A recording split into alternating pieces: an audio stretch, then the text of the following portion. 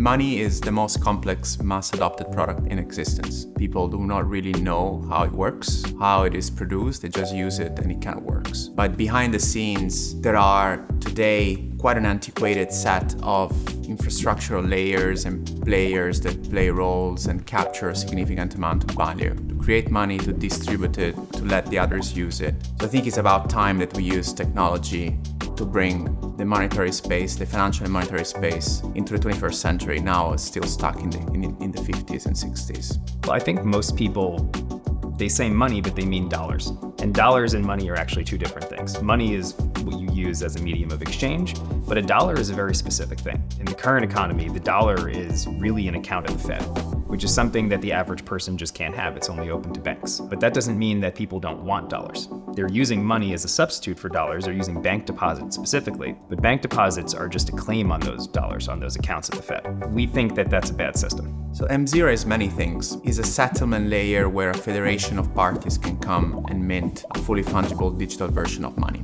As a parallelism with what happens today you have many commercial banks, very complex, very big, cumbersome, distributing and creating money with a central bank at the center orchestrating the system. We don't need 80% of this infrastructure any longer. So M0 wants to be the connecting tissue for many issuers. We need very robust money versions, and we don't need 100,000 different types of brands of money. We have three key actors in the system. The first one is the minter. That's the entity that is interacting with the minting contract and can physically mint M against a sufficient collateral balance. The second actor is the validator. The validator is an independent actor that validates and verifies the existence of a certain collateral balance in the collateral storage. And the third actor that is important is the SPV operator. The SPV operator is the party that's responsible to manage the collateral and always keep it within the eligibility criteria. And it's also the only party that actually can physically send back funds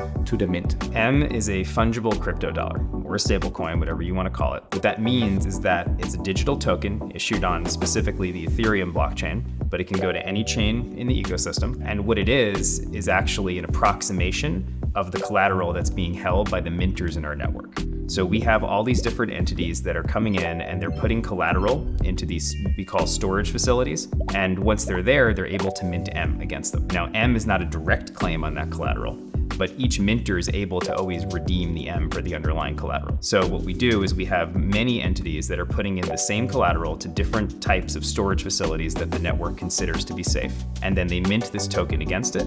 And then market dynamics, because of the way the redemption works at the minter level, keep the token relatively in line with the dollar. So it's not pegged to the dollar. You're not going to see M always trading exactly one, but it's a close enough approximation where we think the market will be satisfied. You have many different brands of so-called stablecoins. They are all very different from each other, and all of them are a bit too risky for the ultimate user. On the other side, the fact that they are kind of a bit too risky for the end user means that the issuers of these stablecoins make a significant amount of money, profits that they do not distribute along the stack. Most stablecoins today are just wrappers around bank deposits. Or if they are a little more advanced, they're a single issuer. And if you look at the way the economy works, a single issuer model can't scale. Every bank is going to issue these deposits that aren't inherently fungible. But the Fed then, as this global top entity, makes those deposits fungible. But again, they're very levered, and there's only a fraction of dollars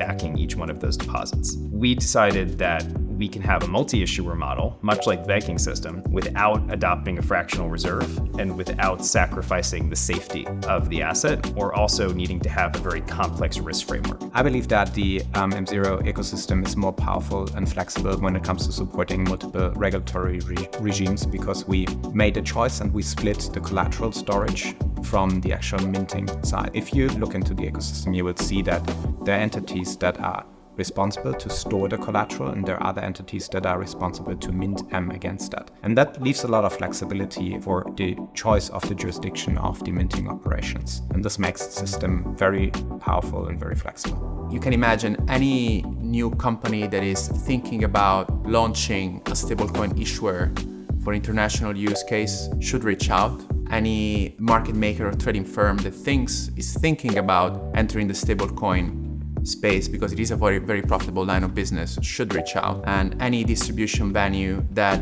is doing most of the heavy lifting for stablecoin distribution, like exchanges or so-called fintech applications, should reach out.